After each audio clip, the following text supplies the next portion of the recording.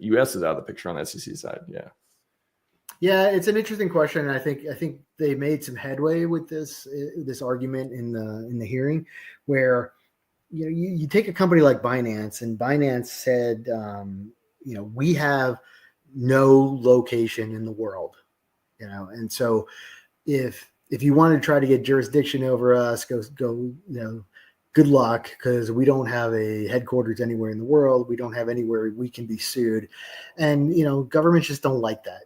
And the U.S. government decided that like, fine, nobody else wants this, we're going to do it. We're going to find servers in the United States, and we're going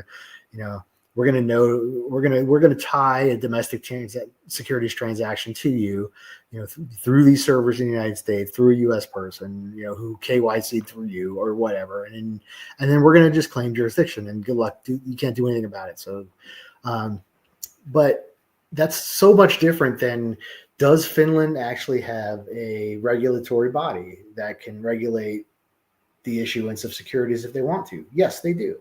So have they disclaimed this case? No.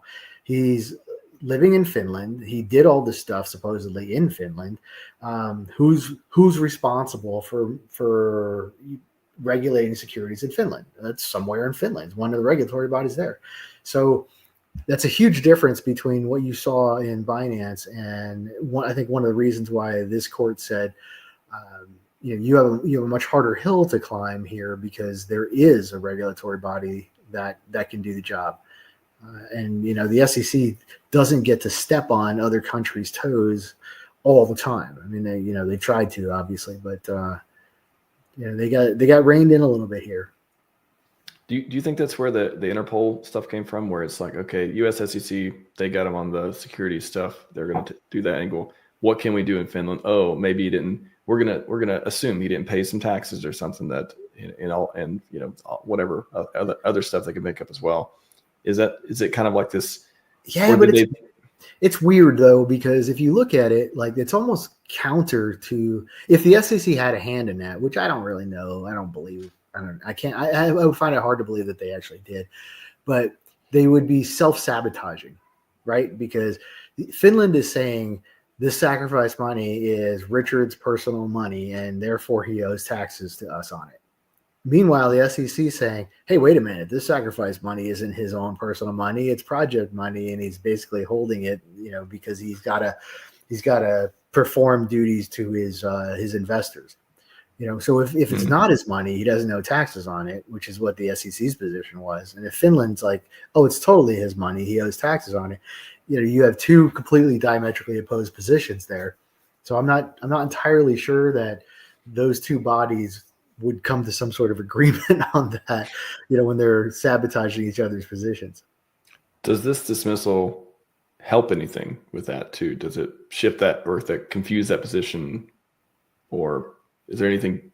Can he point to it of like, if that gets addressed at some point, it can be like, okay, yeah, look, SEC case dismissed, and this is some thing. I mean, he could still probably use that argument, I guess, if he needed to. That the SEC doesn't think it's my money. They think it was raised in connection with this project, and therefore it's not my own money. And the SEC can't, just because the SEC can't do anything about it anymore, doesn't mean that he's not able to use that argument later on in Finland. So it's an interesting proposition. I don't know how that works over there. I have zero idea how the Finnish tax code works. I have no idea what happens in Finland at all. And it's been horribly difficult to get any information out of them, even though I've tried calling and emailing and everybody I can over there. It's difficult. So this one getting dismissed, I know there's a big dip in the prices, and we've talked about them flooding our bags for years. It's getting dismissed, we had the pump and stuff too, but the Finnish case as well. Is it one of those, the things that, I guess you could speculate here as well, but like, are the things that were preventing people from putting money in PulseChain because they were using SEC as a reason not to? Does it have the same effect, or do you think that's the Finnish case is over, having the same kind of shadow? I guess, how would you think about I, that? I think the Finnish case is an excuse, not a reason. And I agree with you, Johnny. They're not securities. I'll just leave it at that. But to get back to, if people want to find a reason not to put money in the PulseChain, they can use whatever they want to. And Richard, supposedly punched somebody in the nose, 5 years ago or whatever the case is. That's a great reason for me not to invest in his ecosystem. Really, that's the silliest thing I've ever heard. Oh my God, a government says that they want more tax money out of the guy. Yeah, well, okay, so you're not going to buy a Tesla? Because every year they tell Elon they want more money out of him. You're not going to buy something off Amazon because they get audited all the time too. And obviously every politician that's hammering on about like how billionaires don't pay enough taxes is like, oh my God, we need to collect more money from these people. Yeah, that's what governments do. If you make money, they want some of it for some reason. They think they're entitled to it. But I don't see any reason why Richard's personal tax matter, whether he owes $82 or 82 million, has anything to do with the ecosystem he built. It's a personal tax matter that, just like anything else, is probably going to get settled for somewhere in the middle of whatever the hell they want and whatever he wants to pay.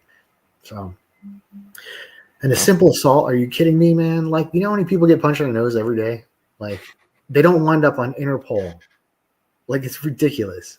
So I think that's the connection people are making, is like, okay, SEC, US thinks they're going to lose this case. Finland, go, I got people in Finland, go get them. Like, maybe that's the speculation.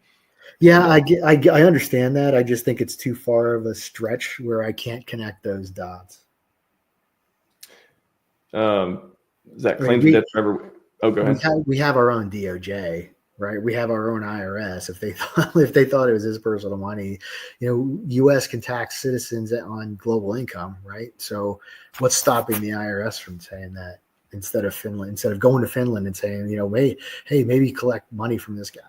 I don't know. It just seems like a whole lot of unnecessary steps.